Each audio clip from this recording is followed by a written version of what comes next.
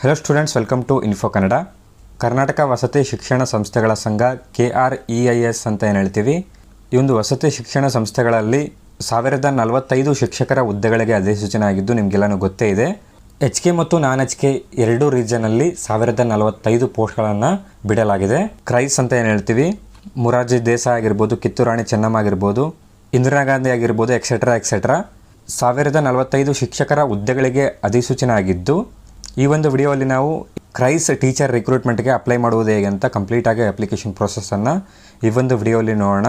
Full complete application ಫಾರ್ಮನ್ನು ಯಾವ ರೀತಿ fill ಮಾಡುವುದು ಅಂತ ಈ ಒಂದು ವಿಡಿಯೋದಲ್ಲಿ ಡಿಸ್ಕಸ್ ಮಾಡೋಣ. ಮತ್ತು ಯಾವೆಲ್ಲ ಶಿಕ್ಷಕರ ಪೋಸ್ಟ್ಗಳನ್ನು ನೀಡಲಾಗಿದೆ, ಎಷ್ಟೆಷ್ಟು ಪೋಸ್ಟ್ಗಳಿವೆ ಮತ್ತು ಯಾವೆಲ್ಲ ಕ್ಯಾಟಗರಿಗಳಿಗೆ ಎಷ್ಟೆಷ್ಟು ಪೋಸ್ಟನ್ನು ಡಿವೈಡ್ ಮಾಡಿದ್ದಾರೆ ಅಂತ ನೀವು ಕಂಪ್ಲೀಟ್ ನೋಟಿಫಿಕೇಷನಲ್ಲಿ ನೋಡಬೇಕಾಗತ್ತೆ. ಈ ಒಂದು ನೋಟಿಫಿಕೇಷನ್ ಮತ್ತು ಅಪ್ಲೈ ಲಿಂಕ್ ಬಂದು ನಿಮಗೆ ನಮ್ಮ ಒಂದು ವೆಬ್ಸೈಟಲ್ಲಿ ಇರುತ್ತೆ. ಡಿಸ್ಕ್ರಿಪ್ಷನಲ್ಲಿ ಲಿಂಕ್ ಕೊಟ್ಟಿರ್ತೀನಿ. ಆ ಒಂದು ಲಿಂಕನ್ನು ಸೆಲೆಕ್ಟ್ ಮಾಡಿಕೊಂಡು ನೀವು ಈ ಒಂದು ಹುದ್ದೆಯ ಎಲ್ಲ ಡೀಟೇಲ್ಸನ್ನು ಚೆಕ್ ಮಾಡಿಕೊಂಡು ಅಪ್ಲೈಯನ್ನು ಮಾಡ್ಬೋದು. ಡಿಸ್ಕ್ರಿಪ್ಷನಲ್ಲಿ ಲಿಂಕ್ ಇರುತ್ತೆ. ಓಕೆ, ವಿಡಿಯೋನ ಶುರು ಮಾಡೋದಕ್ಕಿಂತ ಮುಂಚೆ ನೀವೇನಾದರೂ ನಮ್ಮ ಟೆಲಿಗ್ರಾಮ್ ಚಾನಲ್ಗೆ ಏನಾದರೂ ಜಾಯ್ನ್ ಆಗಿಲ್ಲ ಅಂದರೆ ಟೆಲಿಗ್ರಾಮ್ ಚಾನಲಲ್ಲೂ ಕೂಡ ನಿಮಗೆ ಈ ಒಂದು ನೋಟಿಫಿಕೇಷನ್ ಸಿಗುತ್ತೆ. ಟೆಲಿಗ್ರಾಮ್ ಚಾನಲ್ ಲಿಂಕ್ ಬಂದು ಡಿಸ್ಕ್ರಿಪ್ಷನಲ್ಲಿ ಇರುತ್ತೆ. ಓಕೆ, ಈ ಒಂದು ಹುದ್ದೆಗಳಿಗೆ ಅಪ್ಲೈ ಮಾಡುವುದಕ್ಕೆ ನೀವು ಸಿಂಪ್ಲಿ KE ಅಫಿಷಿಯಲ್ ವೆಬ್ಸೈಟನ್ನು ಓಪನ್ ಮಾಡ್ಕೊಳ್ಳಿ. ವೆಬ್ಸೈಟನ್ನು ಓಪನ್ ಮಾಡ್ಕೊಂಡ ನಂತರ ಸಿಂಪ್ಲಿ ನೀವು ಇಲ್ಲಿ ನೇಮಕಾತಿ ಅಂತ ಇದೆಯಲ್ಲ, ಈ ಒಂದು ನೇಮಕಾತಿನ ಸೆಲೆಕ್ಟ್ ಮಾಡ್ಕೊಳ್ಳಿ. ನೇಮಕಾತಿನ ಸೆಲೆಕ್ಟ್ ಮಾಡ್ಕೊಂಡ ನಂತರ ಸಿಂಪ್ಲಿ ನೀವು ಇಲ್ಲಿ ಕ್ರೈಸ್ ನೇಮಕಾತಿ 2026 ಅಂತ ಇದೆಯಲ್ಲ, ಈ ಒಂದು ಲಿಂಕನ್ನು ಸೆಲೆಕ್ಟ್ ಮಾಡ್ಕೊಳ್ಳಿ. ಈ ಒಂದು ಹುದ್ದೆಯ ಮೇಲೆ ನೀವು ಕ್ಲಿಕ್ನ ಮಾಡ್ಕೊಳ್ಳಿ. ಕ್ಲಿಕ್ನ ಮಾಡ್ಕೊಂಡ ನಂತರ ನಿಮಗೆ ಈ ರೀತಿ ಶೋ ಆಗುತ್ತೆ. ಕ್ರೈಸ್ ನೇಮಕಾತಿ 2026 RPC ಮತ್ತು KK ಅಂತ ಇಲ್ಲಿ ಶೋ ಆಗುತ್ತೆ. ನೀವು RPC ರೀಜನಲ್ಲಿ ಅಪ್ಲೈ ಮಾಡ್ತಾ ಇದ್ದರೆ RPCನ ಸೆಲೆಕ್ಟ್ ಮಾಡ್ಕೊಳ್ಳಿ. KK ರೀಜನಲ್ಲಿ ಅಪ್ಲೈ ಮಾಡ್ತಾ ಇದ್ದರೆ KKನ ಸೆಲೆಕ್ಟ್ ಮಾಡ್ಕೊಳ್ಳಿ. KKಯಲ್ಲಿ ಅಪ್ಲೈ ಮಾಡ್ತಾ ಇರುವಂಥ ವಿದ್ಯಾರ್ಥಿಗಳಿಗೆ ಕಂಪಲ್ಸರಿ 371J ಸರ್ಟಿಫಿಕೇಟ್ ಬೇಕಾಗುತ್ತೆ.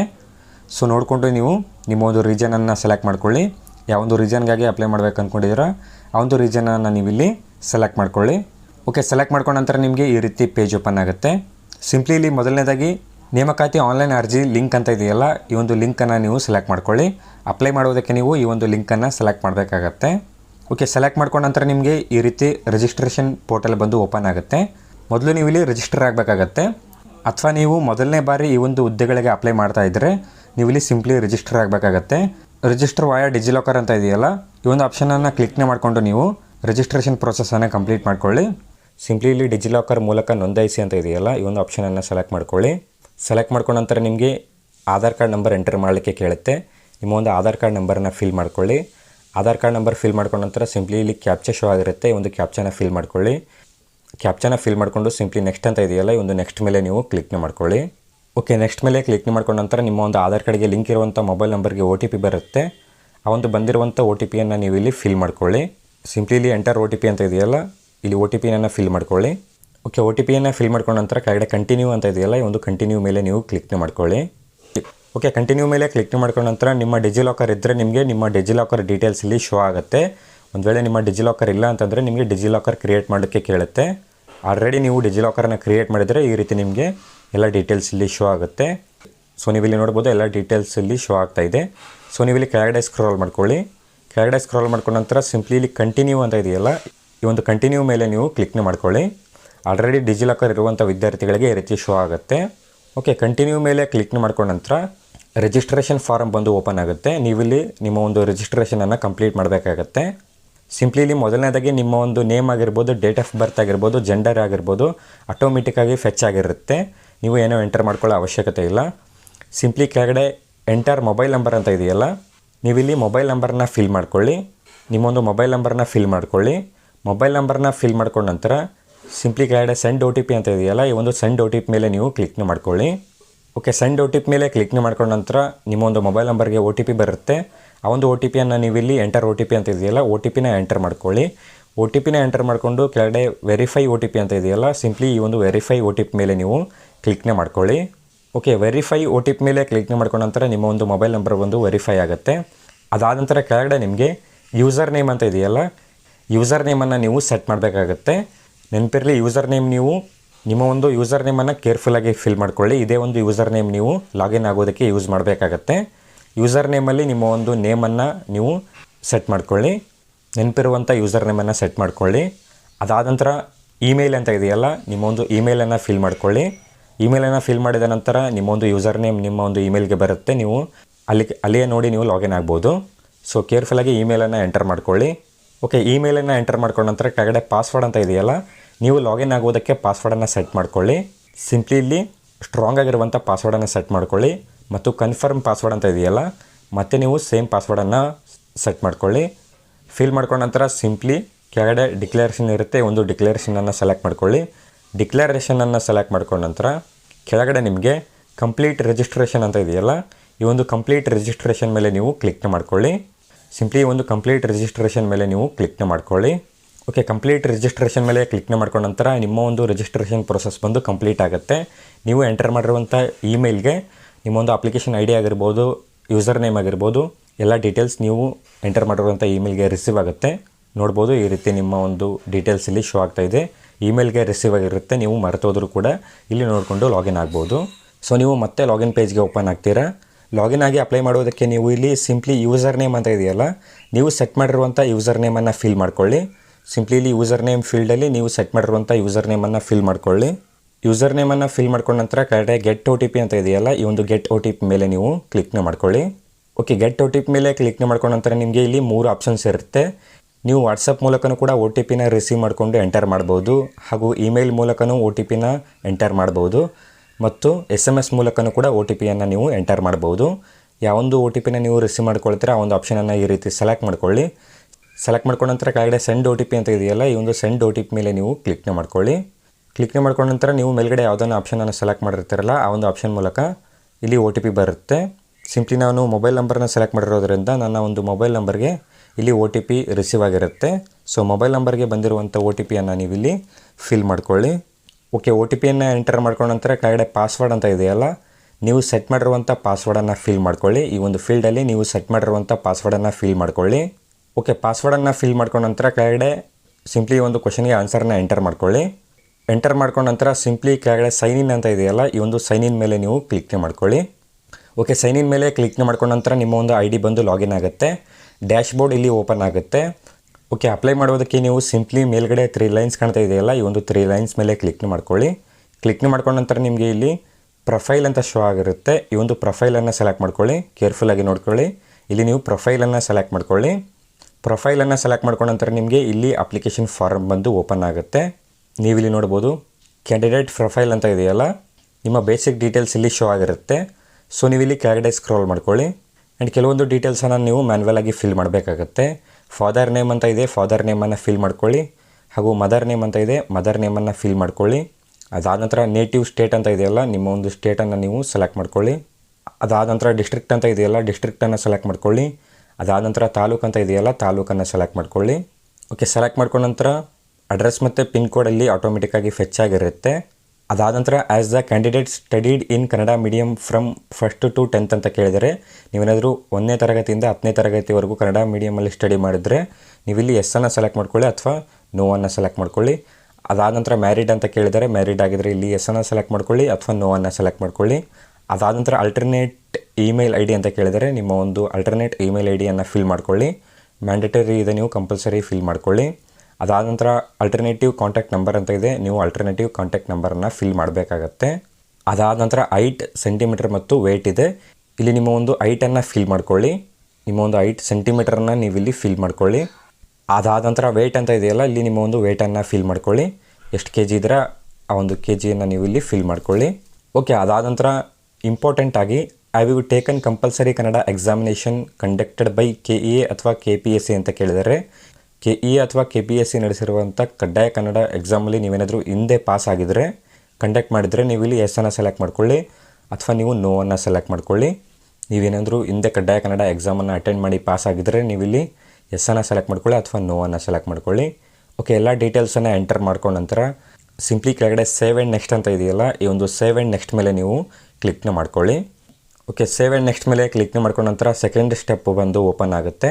ಇಲ್ಲಿ ನಿಮ್ಮ ಒಂದು ಎಜುಕೇಷನ್ ಡೀಟೇಲ್ಸನ್ನು ನೀವು ನೀಡಬೇಕಾಗತ್ತೆ. ಪರೀಕ್ಷೆ ವಿವರಗಳು ಅಂತ ಇದೆಯಲ್ಲ, 10ನೇ ಸಾಮಾನ್ಯ ಎಕ್ಸಾಮಿನೇಷನ್ ಡೀಟೇಲ್ಸ್ ಅಂತ ಇದೆಯಲ್ಲ, 10th ಡೀಟೇಲ್ಸನ್ನು ನೀವು ಇಲ್ಲಿ ಫಿಲ್ ಮಾಡಬೇಕಾಗತ್ತೆ. ಓಕೆ, ಮೊದಲನೇದಾಗಿ 10th ರಿಜಿಸ್ಟ್ರೇಷನ್ ನಂಬರ್ ಅಂತ ಇದೆಯಲ್ಲ, ಇಲ್ಲಿ ನಿಮ್ಮ ಒಂದು 10th ರಿಜಿಸ್ಟ್ರೇಷನ್ ನಂಬರನ್ನ ಫಿಲ್ ಮಾಡ್ಕೊಳ್ಳಿ. 10ನೇ ತರಗತಿ ನೋಂದಣಿ ರೋಲ್ ಸಂಖ್ಯೆಯನ್ನು ನೀವು ಇಲ್ಲಿ ಫಿಲ್ ಮಾಡ್ಕೊಳ್ಳಿ. ಓಕೆ, SSLC ರಿಜಿಸ್ಟರ್ ನಂಬರ್ನ ಎಂಟರ್ ಮಾಡ್ಕೊಂಡ ನಂತರ ರಿಜಿಸ್ಟರ್ ನಂಬರ್ ಮೂಲಕ ನಿಮ್ಮ SSLC ಡೀಟೇಲ್ಸ್ ಎಲ್ಲ ಡೀಟೇಲ್ಸ್ ಇಲ್ಲಿ ಆಟೋಮೆಟಿಕ್ಕಾಗಿ ಫೆಚ್ ಆಗುತ್ತೆ. ನೀವು ಇಲ್ಲಿ ನೋಡ್ಬೋದು ನಿಮ್ಮ ಒಂದು SSLC ಡೀಟೇಲ್ಸ್ ಆಟೋಮೆಟಿಕ್ಕಾಗಿ ಇಲ್ಲಿ ಫೆಚ್ ಆಗಿದೆ. ರಿಜಿಸ್ಟರ್ ನಂಬರ್ ಮೂಲಕ ಇಲ್ಲಿ ಆಟೋಮೆಟಿಕ್ಕಾಗಿ ಫೆಚ್ ಆಗುತ್ತೆ. ಸೊ ನೀವು ಇಲ್ಲಿ ಕೆಳಗಡೆ ಸ್ಕ್ರಾಲ್ ಮಾಡ್ಕೊಳ್ಳಿ. ಸ್ಕೂಲ್ ನೇಮನ್ನು ಕೂಡ ನೋಡ್ಬೋದು, ಆಟೋಮೆಟಿಕ್ಕಾಗಿ ಫೆಚ್ ಆಗಿದೆ, ನೀವು ಎಂಟರ್ ಮಾಡುವ ಅವಶ್ಯಕತೆ ಇಲ್ಲ. ಅದಾದ ನಂತರ ಕೆಳಗಡೆ ನಿಮಗೆ ಮಾರ್ಕ್ಸ್ ಮತ್ತು ಪರ್ಸೆಂಟೇಜು ಕೂಡ ಇಲ್ಲಿ ಆಟೋಮೆಟಿಕ್ಕಾಗಿ ಫೆಚ್ ಆಗಿದೆ. ನೀವು ಯಾವುದೇ SSLC ಡೀಟೇಲ್ಸನ್ನು ಮ್ಯಾನ್ಯಲ್ ಆಗಿ ಫಿಲ್ ಮಾಡುವ ಅವಶ್ಯಕತೆ ಇಲ್ಲ. ರಿಜಿಸ್ಟರ್ ನಂಬರ್ ಮೂಲಕ SSLC ಡೀಟೇಲ್ಸ್ ಇಲ್ಲಿ ಆಟೋಮೆಟಿಕ್ಕಾಗಿ ಫೆಚ್ ಆಗುತ್ತೆ. ಟೋಟಲ್ ಮಾರ್ಕ್ಸ್ ಆಗಿರ್ಬೋದು, ಅಪ್ಡೇಟ್ ಮಾರ್ಕ್ಸ್ ಆಗಿರ್ಬೋದು, ಪರ್ಸೆಂಟೇಜ್ ಆಗಿರ್ಬೋದು, ಎಲ್ಲ ಡೀಟೇಲ್ಸ್ ಬಂದು ಇಲ್ಲಿ ಆಟೋಮೆಟಿಕ್ಕಾಗಿ ಫೆಚ್ ಆಗುತ್ತೆ.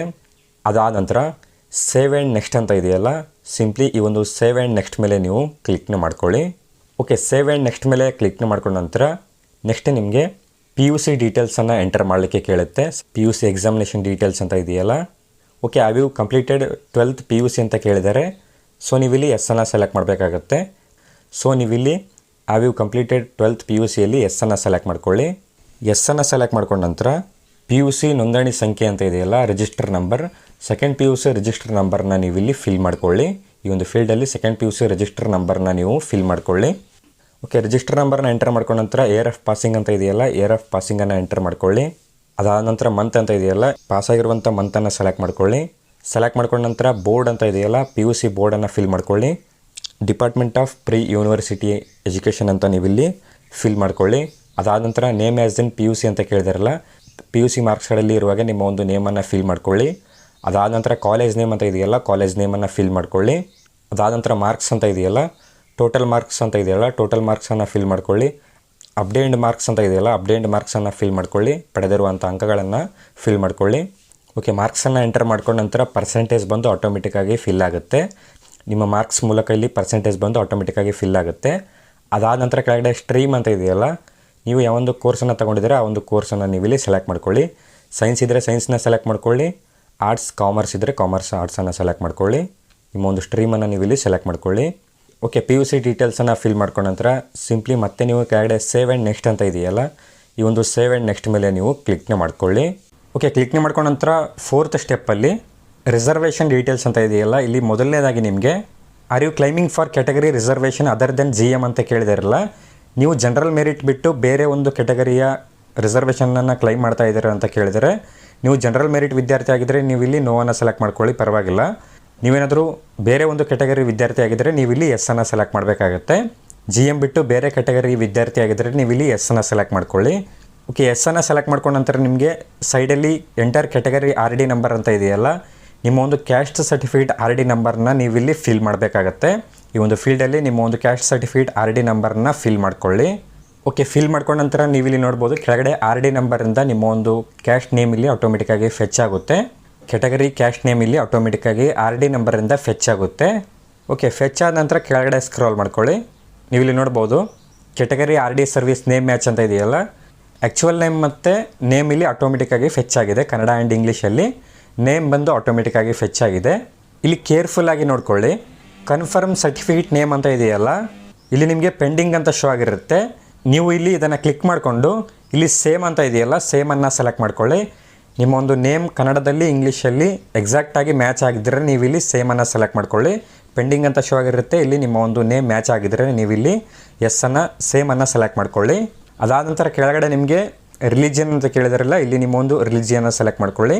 ಇಲ್ಲಿ ನಿಮ್ಮ ಒಂದು ರಿಲಿಜಿಯನ್ನ ಸೆಲೆಕ್ಟ್ ಮಾಡ್ಕೊಳ್ಳಿ. ಓಕೆ, ಸೆಲೆಕ್ಟ್ ಮಾಡ್ಕೊಂಡ ನಂತರ ಕೆಳಗಡೆ ಸ್ಕ್ರಾಲ್ ಮಾಡ್ಕೊಳ್ಳಿ. ಕೆಳಗಡೆ ಸ್ಕ್ರಾಲ್ ಮಾಡ್ಕೊಂಡ ನಂತರ ನಿಮಗೆ ಇಲ್ಲಿ are you claiming for Kalyana Karnataka HK reservation ಅಂತ ಇದೆಯಲ್ಲ, ನೀವೇನಾದರೂ ಹೈದರಾಬಾದ್ ಕರ್ನಾಟಕ ವಿದ್ಯಾರ್ಥಿ ಆಗಿದ್ದು ನೀವೇನಾದರೂ HKಗಾಗಿ ಅಪ್ಲೈ ಮಾಡ್ತಾ ಇದ್ದರೆ ನೀವು ಇಲ್ಲಿ ಈ ಒಂದು ಡೀಟೇಲ್ಸನ್ನು ಫಿಲ್ ಮಾಡ್ಕೊಳ್ಳಿ. ಅಥವಾ ನೀವು RPC ನಾನ್ HKಗೆ ಅಪ್ಲೈ ಮಾಡ್ತಾ ಇದ್ದರೆ ನೀವು ಈ ಒಂದು ಡೀಟೇಲ್ಸನ್ನು ಸ್ಕಿಪ್ ಮಾಡ್ಬೋದು, ಅಂದರೆ ಇಲ್ಲಿ ನೋವನ್ನು ಸೆಲೆಕ್ಟ್ ಮಾಡ್ಬೋದು. ಒಂದು ವೇಳೆ ನೀವೇನಾದರೂ HK ವಿದ್ಯಾರ್ಥಿ ಆಗಿದ್ದು HK ರೀಸನಲ್ಲಿ ಅಪ್ಲೈ ಮಾಡ್ತಾ ಇದ್ದರೆ ನೀವು ಇಲ್ಲಿ ಎಸ್ಸನ್ನು ಸೆಲೆಕ್ಟ್ ಮಾಡಿಕೊಂಡು ನಿಮ್ಮ ಒಂದು 371J ಸರ್ಟಿಫಿಕೇಟನ್ನು RD ನಂಬರ್ನ ಫಿಲ್ ಮಾಡ್ಕೊಳ್ಳಿ. 371J ಸರ್ಟಿಫಿಕೇಟ್ RD ನಂಬರ್ನ ಫಿಲ್ ಮಾಡ್ಕೊಳ್ಳಿ. ನಾನ್ HK ವಿದ್ಯಾರ್ಥಿಗಳು ನೀವು ಇಲ್ಲಿ ಸಿಂಪ್ಲಿ ನೋವನ್ನು ಸೆಲೆಕ್ಟ್ ಮಾಡ್ಕೊಳ್ಳಿ. ಅದಾದ ನಂತರ candidate belong to rural study quota ಅಂತ ಕೇಳಿದರೆ, ನೀವೇನಾದರೂ ಗ್ರಾಮೀಣ ಅಭ್ಯರ್ಥಿ ಆಗಿದ್ದರೆ ನಿಮ್ಮ ಹತ್ರ ಗ್ರಾಮೀಣ ಅಭ್ಯರ್ಥಿ ದೃಢೀಕರಣ ಪತ್ರ ಇರಬೇಕಾಗತ್ತೆ. ಸೊ ನೀವೇನಾದರೂ ಗ್ರಾಮೀಣ ಅಭ್ಯರ್ಥಿ ಆಗಿದ್ದರೆ ನೀವು ಇಲ್ಲಿ ಎಸ್ಸನ್ನು ಸೆಲೆಕ್ಟ್ ಮಾಡ್ಕೊಳ್ಳಿ, ಅಥವಾ ನೀವು ಇಲ್ಲಿ ನೋವನ್ನು ಸೆಲೆಕ್ಟ್ ಮಾಡ್ಕೊಳ್ಳಿ. ಓಕೆ, ಎಲ್ಲ ಡೀಟೇಲ್ಸನ್ನು ಫಿಲ್ ಮಾಡ್ಕೊಂಡ ನಂತರ ಸಿಂಪ್ಲಿ ಕೆಳಗಡೆ ಸೇವ್ ಆ್ಯಂಡ್ ನೆಕ್ಸ್ಟ್ ಅಂತ ಇದೆಯಲ್ಲ, ಮತ್ತೆ ನೀವು ಸೇವ್ ಆ್ಯಂಡ್ ನೆಕ್ಸ್ಟ್ ಮೇಲೆ ಕ್ಲಿಕ್ನ ಮಾಡ್ಕೊಳ್ಳಿ. ಓಕೆ, ಅದಾದ ನಂತರ ನೆಕ್ಸ್ಟ್ ಮೇಲೆ ಕ್ಲಿಕ್ನ ಮಾಡ್ಕೊಂಡ ನಂತರ ಕ್ಲಿಕ್ನ ಮಾಡ್ಕೊಂಡ ನಂತರ ನೆಕ್ಸ್ಟ್ ಸ್ಟೆಪ್ಪಲ್ಲಿ ಜನರಲ್ ಕ್ಲೈಮ್ಸ್ ಆ್ಯಂಡ್ ಎಲಿಜಿಬಿಲಿಟಿ ಅಂತ ಕೇಳಿದಾರಲ್ಲ, ಕೆಲವೊಂದು ಕ್ಲೈಮ್ಸನ್ನು ನೀವು ಇಲ್ಲಿ ಎಸ್ ಆರ್ ನೋವನ್ನು ಸೆಲೆಕ್ಟ್ ಮಾಡಬೇಕಾಗತ್ತೆ. ಇಲ್ಲಿ ನೀವು ಎಸ್ ಆರ್ ನೋವನ್ನು ಸೆಲೆಕ್ಟ್ ಮಾಡ್ಕೊಳ್ಳಿ. ಡಿಸಬಿಲಿಟಿ ವಿದ್ಯಾರ್ಥಿ ಆಗಿದ್ದರೆ ಇಲ್ಲಿ ಮೊದಲನೇದಾಗಿ ಎಸ್ ಆರ್ ನೋವನ್ನು ಸೆಲೆಕ್ಟ್ ಮಾಡ್ಕೊಳ್ಳಿ. Do you want to claim under reservation ex defence ಅಂತ ಕೇಳಿದಾರಲ್ಲ, ಇಲ್ಲಿ ನೀವು ಎಸ್ ಆರ್ ನೋವನ್ನು ಸೆಲೆಕ್ಟ್ ಮಾಡ್ಕೊಳ್ಳಿ. ಅದಾದ ನಂತರ I have been debarred from KEA KPSC exam ಅಂತ ಕೇಳಿದರೆ, ಹಿಂದೆ ನೀವೇನಾದರೂ KEA ಅಥವಾ KPSC ಎಕ್ಸಾಮಲ್ಲಿ ಡಿಬಾರ್ ಆಗಿದ್ದರೆ ನೀವು ಇಲ್ಲಿ ಎಸ್ ಅಂತ ಸೆಲೆಕ್ಟ್ ಮಾಡ್ಕೊಳ್ಳಿ ಅಥವಾ ನೋ ಅನ್ನು ಸೆಲೆಕ್ಟ್ ಮಾಡ್ಕೊಳ್ಳಿ. ಅದಾದ ನಂತರ ಕ್ರಿಮಿನಲ್ ಕೇಸ್ ಅಂತ ಕೇಳಿದರೆ, ನಿಮ್ಮ ಮೇಲೆ ಏನಾದರೂ ಕ್ರಿಮಿನಲ್ ಕೇಸ್ ಇದ್ದರೆ ನೀವು ಇಲ್ಲಿ ಎಸ್ ಅನ್ನು ಸೆಲೆಕ್ಟ್ ಮಾಡ್ಕೊಳ್ಳಿ. ಆಲ್ಮೋಸ್ಟ್ ಎಲ್ಲ ನೋ ಅಪ್ಲೈ ಆಗುತ್ತೆ ಅಂದ್ಕೊಂಡಿದ್ದೀನಿ. Do you have computer knowledge ಅಂತ ಕೇಳಿದಾರಲ್ಲ, ನೀವು ಇಲ್ಲಿ ನಿಮಗೆ ಕಂಪ್ಯೂಟರ್ ನಾಲೆಜ್ ಇದ್ದರೆ ಎಸ್ ಅನ್ನು ಸೆಲೆಕ್ಟ್ ಮಾಡ್ಕೊಳ್ಳಿ ಅಥವಾ ನೋ ಅನ್ನು ಸೆಲೆಕ್ಟ್ ಮಾಡ್ಕೊಳ್ಳಿ. ಎಲ್ಲ ವಿದ್ಯಾರ್ಥಿಗಳು ಕನ್ಫ್ಯೂಸ್ ಆಗ್ತಾರೆ. ಇದು ಮ್ಯಾಂಡಟರಿ ಇಲ್ಲ, ಇದನ್ನು ನೀವು ಸ್ಕಿಪ್ ಕೂಡ ಮಾಡ್ಬೋದು. ಇಲ್ಲಿ ನೋ ಅಂತ ಸೆಲೆಕ್ಟ್ ಮಾಡ್ಬೋದು. ಒಂದು ವೇಳೆ ನೀವು ಎಸ್ ಅನ್ನು ಸೆಲೆಕ್ಟ್ ಮಾಡಿಕೊಂಡ್ರೆ, do you have computer certificate from recognised institute ಅಂತ ಕೇಳಿದಾರಲ್ಲ, ನಿಮ್ಮ ಹತ್ರ ರೆಕಗ್ನೈಸ್ಡ್ ಇನ್ಸ್ಟಿಟ್ಯೂಟಿಂದ ಪಡೆದ ಕಂಪ್ಯೂಟರ್ ಸರ್ಟಿಫಿಕೇಟ್ ಇದೆ ಅಂತ ಕೇಳಿದರೆ, ನೀವು ಕಂಪ್ಯೂಟರ್ ಸರ್ಟಿಫಿಕೇಟ್ ಪಡೆದಿದ್ದರೆ ಯಾವುದಾದ್ರೂ ರೆಕಗ್ನೈಸ್ಡ್ ಯೂನಿವರ್ಸಿಟಿಯಿಂದ ಅಥವಾ ಇನ್ಸ್ಟಿಟ್ಯೂಟಿಂದ ಇಲ್ಲಿ ನೀವು ಎಷ್ಟು ತಿಂಗಳ ನೀವು ಸರ್ಟಿಫಿಕೇಟನ್ನು ತೊಗೊಂಡಿದ್ದೀರಾ ಅಂತ ಸೆಲೆಕ್ಟ್ ಮಾಡಬೇಕಾಗತ್ತೆ. 6 ಮಂತ್ಸ್ ತೊಗೊಂಡಿದ್ದೀರಾ ಕೋರ್ಸನ್ನು, 1 ಇಯರ್ ತೊಗೊಂಡಿದ್ದೀರಾ. ತೊಗೊಂಡಿಲ್ಲ ಅಂತಂದರೆ ನೀವು ಇದನ್ನು ಸಿಂಪ್ಲಿ ನೀವು ಇಲ್ಲಿ ನೋವನ್ನು ಸೆಲೆಕ್ಟ್ ಮಾಡ್ಬೋದು. ಓಕೆ, ಸೆಲೆಕ್ಟ್ ಮಾಡ್ಕೊಂಡ ನಂತರ ಕೆಳಗಡೆ ಸ್ಕ್ರಾಲ್ ಮಾಡ್ಕೊಳ್ಳಿ.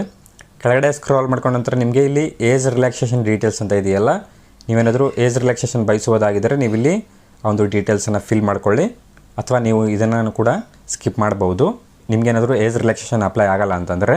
ಓಕೆ, ಅದಾದ ನಂತರ ಡಿಫ್ರೆಂಟ್ಲಿ ಏಬಲ್ಡ್ ರಿಸರ್ವೇಷನ್ ಅಂತ ಇದೆಯಲ್ಲ, ನೀವು ಯಾವುದೇ ವಿಶೇಷ ಚೇತನ ಮೀಸಲು ಪಡೆಯಲು ಬಯಸುವಿರಾ ಅಂತ ಕೇಳಿದಾರಲ್ಲ, ನೀವೇನಾದರೂ ಫಿಸಿಕಲಿ ಹ್ಯಾಂಡಿಕ್ಯಾಪ್ಡ್ ಸ್ಟೂಡೆಂಟ್ ಆಗಿದ್ದರೆ ನೀವು ಇಲ್ಲಿ ಎಸ್ ಅನ್ನು ಸೆಲೆಕ್ಟ್ ಮಾಡ್ಕೊಳ್ಳಿ, ಅಥವಾ ನಾರ್ಮಲ್ ಸ್ಟೂಡೆಂಟ್ ಆಗಿದ್ದರೆ ನೀವು ಇಲ್ಲಿ ನೋ ಅನ್ನು ಸೆಲೆಕ್ಟ್ ಮಾಡ್ಕೊಳ್ಳಿ. ಓಕೆ, ಸೆಲೆಕ್ಟ್ ಮಾಡ್ಕೊಂಡ ನಂತರ ಕೆಳಗಡೆ ಸೇವ್ ಡೀಟೇಲ್ಸ್ ಅಂತ ಇದೆಯಲ್ಲ, ಈ ಒಂದು ಸೇವ್ ಡೀಟೇಲ್ಸ್ ಮೇಲೆ ನೀವು ಕ್ಲಿಕ್ ಮಾಡ್ಕೊಳ್ಳಿ. ಸೇವ್ಡ್ ಸಕ್ಸಸ್ಫುಲ್ಲಿ ಅಂತ ಶೋ ಆಗುತ್ತೆ. ಕೆಳಗಡೆ ಸ್ಕ್ರಾಲ್ ಮಾಡ್ಕೊಳ್ಳಿ. ಕೆಳಗಡೆ ಸ್ಕ್ರಾಲ್ ಮಾಡ್ಕೊಂಡ ನಂತರ ಇಲ್ಲಿ ನೆಕ್ಸ್ಟ್ ಅಂತ ಇದೆಯಲ್ಲ, ಈ ಒಂದು ನೆಕ್ಸ್ಟ್ ಮೇಲೆ ನೀವು ಕ್ಲಿಕ್ ಮಾಡ್ಕೊಳ್ಳಿ. ಓಕೆ, ನೆಕ್ಸ್ಟ್ ಮೇಲೆ ಕ್ಲಿಕ್ ಮಾಡ್ಕೊಂಡ ನಂತರ ನೆಕ್ಸ್ಟ್ ಸ್ಟೆಪ್ಪಲ್ಲಿ ಕ್ವಾಲಿಫಿಕೇಷನ್ ಡೀಟೇಲ್ಸ್ ಅಂತ ಇದೆಯಲ್ಲ, ಇಲ್ಲಿ ನೀವು ಕೇರ್ಫುಲ್ಲಾಗಿ ನೋಡ್ಕೊಳ್ಳಿ. ಇಲ್ಲಿ ಕ್ರೈಸ್ ರಿಕ್ರೂಟ್ಮೆಂಟ್ಗೆ ನಿಮಗೆ ನೋಟಿಫಿಕೇಷನಲ್ಲಿ ನೋಡ್ಕೊಂಡ್ರೆ ಗೊತ್ತಿರುತ್ತೆ ಯಾವೆಲ್ಲ ಕ್ವಾಲಿಫಿಕೇಷನ್ ಬೇಕಾಗುತ್ತೆ, ಮ್ಯಾಂಡೇಟರಿ ಕ್ವಾಲಿಫಿಕೇಷನ್ ಇದೆ ಅಂತ. ಇಲ್ಲಿ ನೀವು ಕ್ವಾಲಿಫಿಕೇಷನ್ ಡೀಟೇಲ್ಸನ್ನು ಫಿಲ್ ಮಾಡಬೇಕಾಗತ್ತೆ. ಕ್ರೈಸ್ ರಿಕ್ರೂಟ್ಮೆಂಟ್ಗೆ ಏನು ಕ್ವಾಲಿಫಿಕೇಷನ್ ಬೇಕಿದೆ ನೋಡಿ, ಮ್ಯಾಂಡೇಟರಿ ಕ್ವಾಲಿಫಿಕೇಷನ್ಸ್, ಆ ಒಂದು ಡೀಟೇಲ್ಸನ್ನು ನೀವು ಫಿಲ್ ಮಾಡಬೇಕಾಗತ್ತೆ. ನಿಮಗೆ ಸಪ್ರೇಟಾಗಿ ಕೆಳಗಡೆ ಡಿಸ್ಕ್ರಿಪ್ಷನಲ್ಲಿ ಲಿಂಕ್ ಕೊಟ್ಟಿರ್ತೀನಿ, ಅಲ್ಲಿ ನೀವು ಚೆಕ್ ಮಾಡಿಕೊಂಡು ಯಾವೆಲ್ಲ ಕ್ವಾಲಿಫಿಕೇಷನ್ ಬೇಕಾಗುತ್ತೆ, ನಿಮಗೆ ಯಾವೆಲ್ಲ ಕ್ವಾಲಿಫಿಕೇಷನ್ ಅಪ್ಲೈ ಆಗುತ್ತೆ ಅಂತ ಚೆಕ್ ಮಾಡ್ಕೊಳ್ಳಿ. ಸೊ ನಾನಿಲ್ಲಿ ಫಿಲ್ ಮಾಡೋದು ಹೇಳ್ತಾ ಇದ್ದೀನಿ. ಸೊ ಕ್ವಾಲಿಫಿಕೇಷನ್ ಟೈಪ್ ಅಂತ ಇದೆಯಲ್ಲ, ಇಲ್ಲಿ ನಿಮಗೆ ಡಿಪ್ಲೊಮೊ, PG ಡಿಗ್ರಿ ಮತ್ತು UG ಡಿಗ್ರಿಯನ್ನು ಕೊಟ್ಟಿರ್ತಾರೆ. ನೀವು PG ಡಿಗ್ರಿಯಿಂದ ಅಪ್ಲೈ ಮಾಡ್ತಾ ಇದ್ದರೆ PG ಡಿಗ್ರಿನ ಸೆಲೆಕ್ಟ್ ಮಾಡ್ಕೊಳ್ಳಿ. UG ಡಿಗ್ರಿಯಿಂದ ಅಪ್ಲೈ ಮಾಡ್ತಾ ಇದ್ದರೆ UG ಡಿಗ್ರಿನ ಸೆಲೆಕ್ಟ್ ಮಾಡ್ಕೊಳ್ಳಿ. ಅಪ್ಲೈ ಮಾಡ್ತಾ ಇರುವಂಥ ವಿದ್ಯಾರ್ಥಿಗಳಿಗೆ ಕಾರ್ TET ಮತ್ತು CTET ಅನ್ನು ಪಾಸ್ ಆಗಿರಬೇಕಾಗತ್ತೆ. ಕಾರ್ TET ಅಥವಾ CTET ಅನ್ನು ಪಾಸ್ ಆಗಿದರೆ ಮಾತ್ರ ನೀವು ಅಪ್ಲೈ ಮಾಡಬಹುದು. ಸೊ ನೀವಿಲ್ಲಿ ಯಾವ ಒಂದು ಕ್ವಾಲಿಫಿಕೇಷನ್ನಿಂದ ಅಪ್ಲೈ ಮಾಡ್ತಾ ಇದ್ದೀರಾ ಆ ಒಂದು ಕ್ವಾಲಿಫಿಕೇಷನನ್ನು ಸೆಲೆಕ್ಟ್ ಮಾಡ್ಕೊಳ್ಳಿ. ಸೆಲೆಕ್ಟ್ ಮಾಡ್ಕೊಂಡ ನಂತರ ಸೆಲೆಕ್ಟ್ ಡಿಗ್ರಿ ಅಂತ ಇದೆಯಲ್ಲ, ಇಲ್ಲಿ ನಿಮ್ಮ ಒಂದು ಡಿಗ್ರಿಯನ್ನು ಸೆಲೆಕ್ಟ್ ಮಾಡ್ಕೊಳ್ಳಿ. ಇಲ್ಲಿ ಸಿಂಪ್ಲಿ ನಿಮ್ಮ ಒಂದು ಡಿಗ್ರಿಯನ್ನು ಸೆಲೆಕ್ಟ್ ಮಾಡ್ಕೊಳ್ಳಿ. ಮ್ಯಾಂಡೇಟರಿ ಇರುವಂಥ ಡೀಟೇಲ್ಸನ್ನು ಫಿಲ್ ಮಾಡಿದರೆ ಸಾಕು, ಎಕ್ಸ್ಟ್ರಾ ಡೀಟೇಲ್ಸನ್ನು ಆ್ಯಡ್ ಮಾಡೋ ಅವಶ್ಯಕತೆ ಇಲ್ಲ. ಬೇಕಾದರೆ ನೀವು ಎಕ್ಸ್ಟ್ರಾ ಡೀಟೇಲ್ಸನ್ನು ಆ್ಯಡ್ ಮಾಡ್ಬೋದು. ಫಾರ್ ಎಕ್ಸಾಂಪಲ್ ನೀವು UG ಡಿಗ್ರಿ ಡೀಟೇಲ್ಸನ್ನು ಎಂಟರ್ ಮಾಡಿ PG ಡಿಗ್ರಿ ಡೀಟೇಲ್ಸನ್ನು ಎಂಟರ್ ಮಾಡ್ತೀನಿ ಅಂದರೆ 2 ಡೀಟೇಲ್ಸನ್ನು ನೀವು ಫಿಲ್ ಮಾಡ್ಬೋದು. UG ಆ್ಯಂಡ್ PG ಕಂಪ್ಲೀಟ್ ಆಗಿದ್ದರೆ ನೀವು ಯಾವ ರೀತಿ 2 ಡಿಗ್ರಿ ಡೀಟೇಲ್ಸನ್ನು ಫಿಲ್ ಮಾಡೋದು ಅಂತ ಹೇಳ್ತೀನಿ ಇವಾಗಲೇ ನಾನು. ಸೊ ಈ ಒಂದು ಡೀಟೇಲ್ಸನ್ನು ಫಿಲ್ ಮಾಡ್ಕೊಳ್ಳಿ. ಅದಾದ ನಂತರ ರಿಸಲ್ಟ್ ಸ್ಟೇಟಸ್ ಅಂತ ಇದೆಯಲ್ಲ, ನೀವು ಇಲ್ಲಿ ಪಾಸ್ವರ್ಡ್ ಅಂತ ಆಟೋಮೆಟಿಕ್ಕಾಗಿ ಫೆಚ್ ಆಗಿರುತ್ತೆ, ಇದನ್ನು ಸೆಲೆಕ್ಟ್ ಮಾಡೋದಕ್ಕಾಗಲ್ಲ, ಇಲ್ಲಿ ಪಾಸ್ ಆಗಿರಲೇಬೇಕಾಗತ್ತೆ. ಓಕೆ, ಅದಾದ ನಂತರ ಯೂನಿವರ್ಸಿಟಿ ಡೀಟೇಲ್ಸ್ ಅಂತ ಇದೆಯಲ್ಲ, ಇಲ್ಲಿ ನಿಮ್ಮ ಒಂದು ಯೂನಿವರ್ಸಿಟಿ ಡೀಟೇಲ್ಸನ್ನು ಫಿಲ್ ಮಾಡಬೇಕಾಗತ್ತೆ. ಇಲ್ಲಿ ನಿಮ್ಮ ಒಂದು ಯೂನಿವರ್ಸಿಟಿನ ಸರ್ಚ್ ಮಾಡಿಕೊಂಡು ಎಂಟರ್ ಮಾಡ್ಕೊಳ್ಳಿ. ಅದಾದ ನಂತರ ಕಾಲೇಜ್ ನೇಮ್ ಅಂತ ಇದೆಯಲ್ಲ, ನಿಮ್ಮ ಒಂದು ಕಾಲೇಜ್ ನೇಮನ್ನು ಫಿಲ್ ಮಾಡ್ಕೊಳ್ಳಿ. ಯೂನಿವರ್ಸಿಟಿನ ಸೆಲೆಕ್ಟ್ ಮಾಡ್ಕೊಂಡ ನಂತರ ಕೆಳಗಡೆ ನಿಮಗೆ ಇಲ್ಲಿ ನಿಮ್ಮ ಒಂದು ಯೂನಿವರ್ಸಿಟಿ ನೇಮ್ ಬಂದು ಆಟೋಮೆಟಿಕ್ಕಾಗಿ ಶೋ ಆಗಿರುತ್ತೆ.